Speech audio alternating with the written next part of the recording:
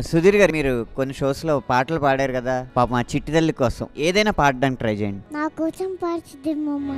అలల కడలి తనదిలే, ఆ వర్షమే తనదిలే, ఈ వెన్నెల తనదిలే, నా చిట్టి ఎప్పుడు నాదే. సచ్ ఏ మల్టీ టాలెంట్ అయ్యారు, ఎంత బాగా పాడారు. నా అమ్మ నీవేలే, నీ బొమ్మ నేనేలే, రివ్వంటూ పై పైకే రా ఎగిరిపోదా.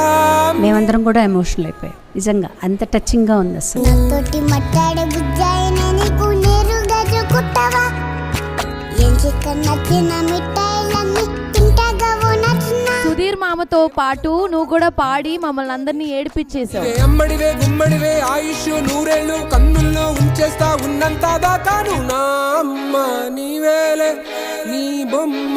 చిన్నప్పుడు ఏం చెప్పేవారంటే పూర్వజన్మ పాపాలు ఈ జన్మలో కూడా వస్తాయని చెప్పాను. ఇప్పుడు ఏమంటున్నారు అంటే లేదు, ఏ జన్మలో చేసిన పాపం ఆ జన్మలోనే వాళ్ళు అనుభవిస్తారు. 3.5 ఏళ్ల పాప ఏం చేసి ఉంటుంది అని చెప్పానని దేవుడు బేసికల్ ఎందుకు అలా చేశాడు.